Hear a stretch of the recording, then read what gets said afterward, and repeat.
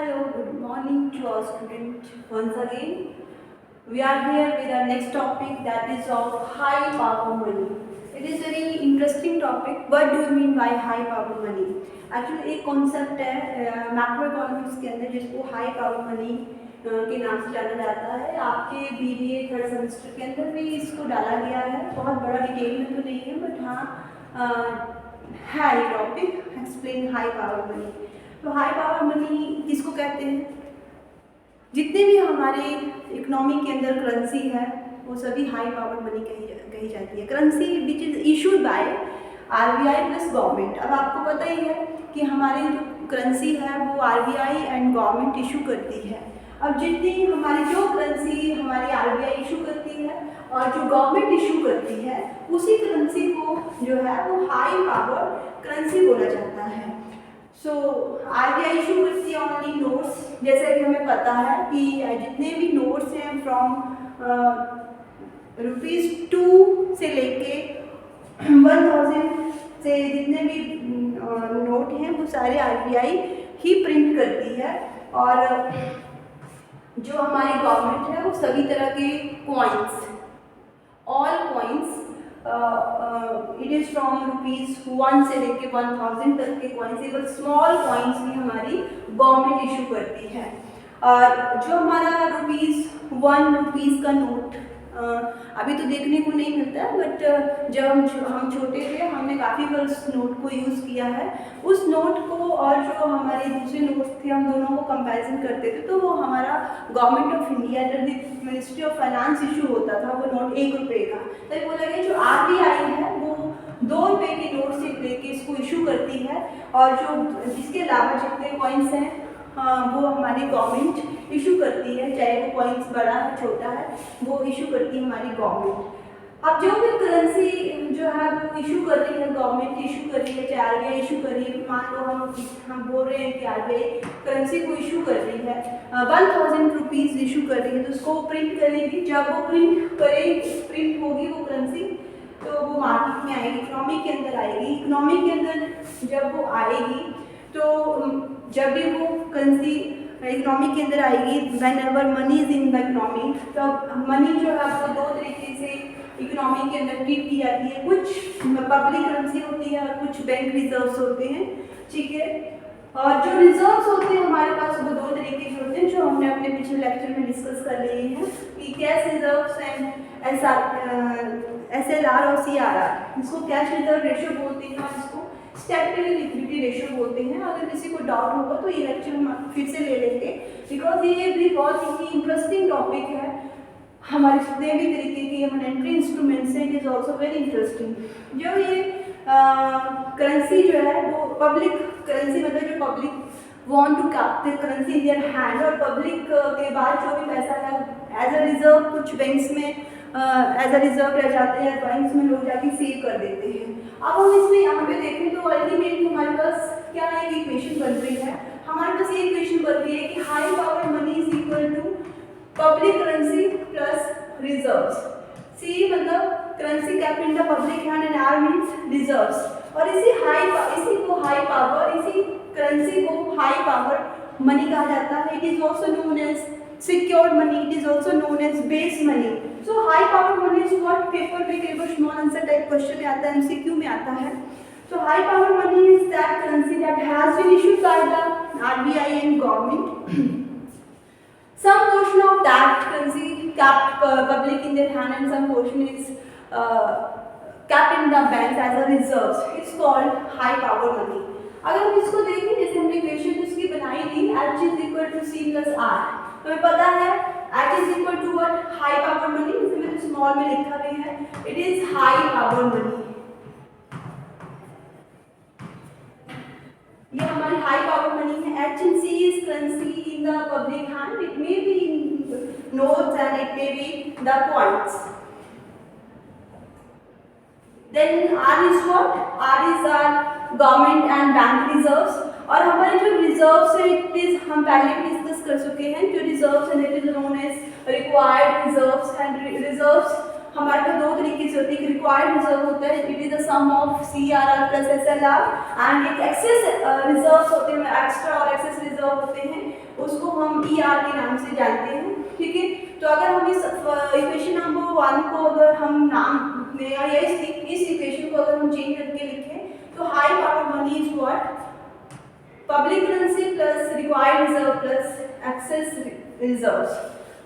अभी हमारे पास ये इक्वेशन नंबर 1 आ गई, इसको हमने इक्वेशन नंबर 1 नाम दे दिया। High power money is what, high power money is, अब तक हमने क्या पढ़ा था, सिंपल है, सिंपल जो क्लेमेंट की भाषा में कि वो करेंसी, ठीक है, ऐसी करेंसी जो गवर्नमेंट और RBI इशू करती है उसमें से कुछ पोर्शन अपने पास रख लेती है, कुछ पोर्शन जो बैंक में एज अ रिजर्व जमा करा देती है, उसको हाई पावर मनी कहते हैं। और रिजर्व्स में बहुत इशू रहता है, रिजर्व हमारे पास दो तरीके के पाए जाते हैं, एक रिक्वायर्ड रिजर्व होता है, रिक्वायर्ड रिजर्व में भी हमारे पास दो रिजर्व्स रहते हैं, CRR और SLR, एंड एक एक्सेस रिजर्व्स रहते हैं। अगर इसको आपने बहुत डिटेल में पढ़ना होगा तो आप मुझे कमेंट करके बता दें, मैं इसके ऊपर एक स्पेशल वीडियो बना दूंगी।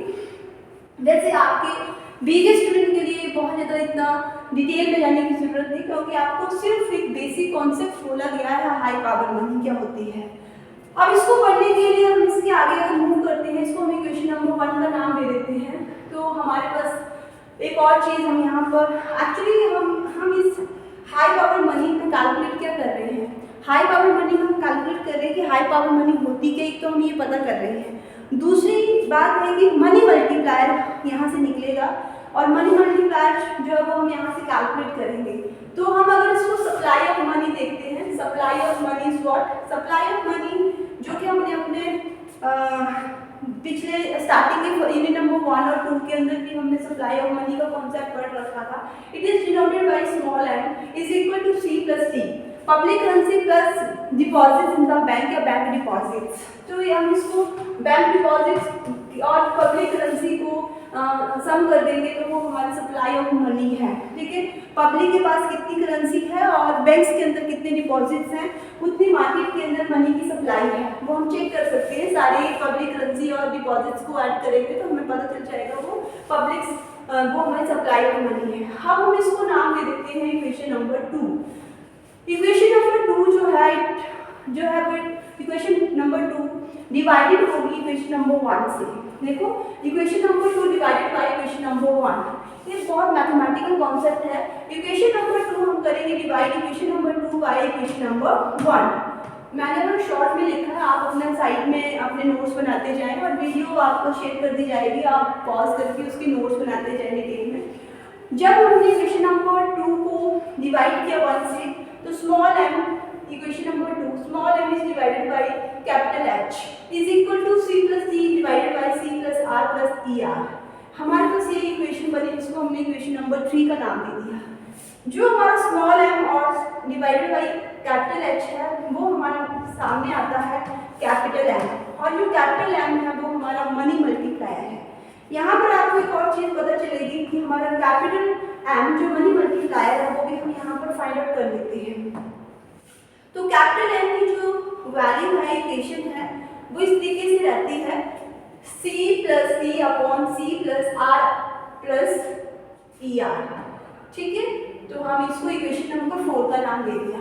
ठीक है, अब हम इक्वेशन नंबर 4 का जो राइट हैंड साइड है वो हम डिवाइड करेंगे D से, ये लेफ्ट हैंड साइड है और राइट हैंड साइड, हम इसका राइट हैंड साइड डिवाइड करेंगे D से, तो हमारे पास क्या आएगा, कैपिटल M जो हम पहले से बता चुके हैं is equal to C plus D, sorry C divide by D plus D divide by D whole divided by C by D R by D ER by D। ठीक है, अब आप इसको चेक कर सकते हैं कि हमने इक्वेशन नंबर 4 का राइट हैंड साइड जो है वो D से डिवाइड किया, तो ये सब जगह D लग जाएगा। ओके, अब जब हमारे पास इसको D से हमने डिवाइड किया तो हमने इसको कैलकुलेट करने के बाद हमारे पास, और हमने कुछ डिवीजन किया, डिवीजन करने के बाद हमारे पास एक वैल्यू आई। ठीक है, तो वैल्यू जो है वो आया capital M is equal to, ये आपस में यहाँ पर डिवाइड हो गए, जैसे आपस में डिवाइड हो गए तो हमारे पास 1 बचा, तो मैंने ऐसे लिख दिया 1 प्लस CD। आप CD प्लस 1 भी लिख सकते हैं, ऐसा जरूरी नहीं कि मैंने ऐसे लिखा तो आप भी ऐसे लिखेंगे। आप 1 प्लस CD या CD प्लस 1 जो यहाँ बचता है वो हमने लिख दिया, नीचे CD plus RR upon D plus ER upon D लिख दिया हमने।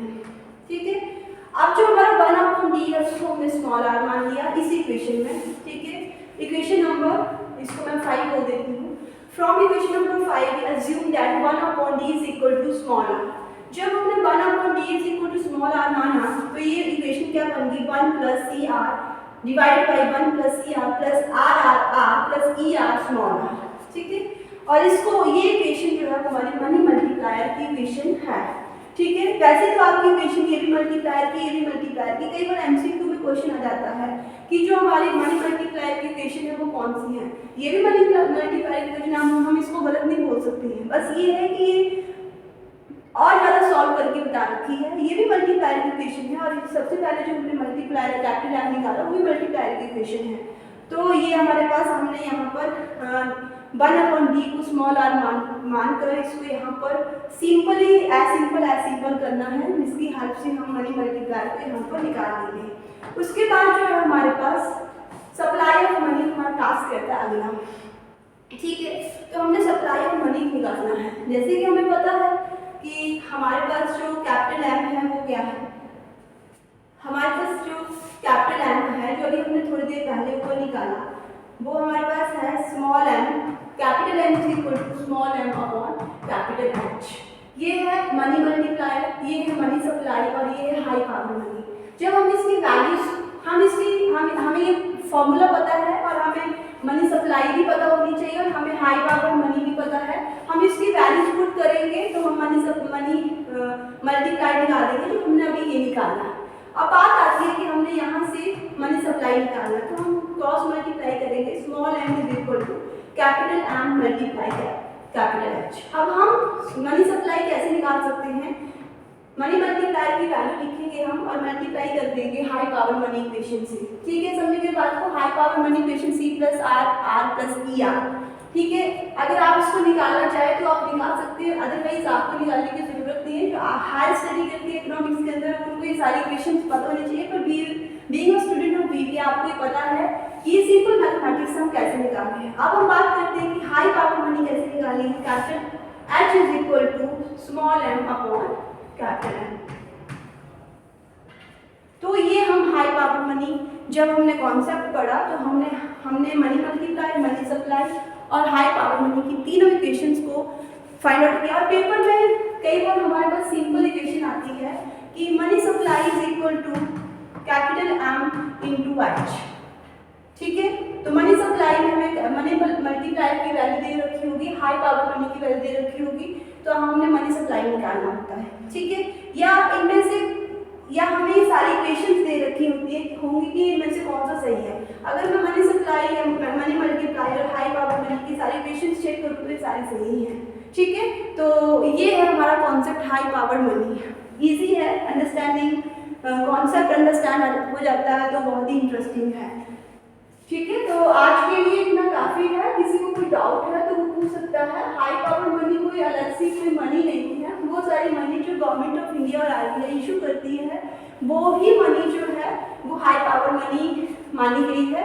इसमें जब हमने हाई पावर मनी को C + R के साथ कैलकुलेट किया तो हमें C की वैल्यू C के बारे में पता चला और R के बारे में पता चला, तो हमने वो वैल्यू जो है वो यहाँ पर ऐड कर दी कि जो हमारे रिजर्व्स हैं उसमें दो तरीके के रिजर्व्स रहते हैं, required reserve plus excess reserve, जो उसमें हमने वैल्यू पुट कर दी। और मनी सप्लाई हमें पता है, ठीक है। हमने इसकी इक्वेशंस को स्टेप बाय स्टेप सॉल्व किया।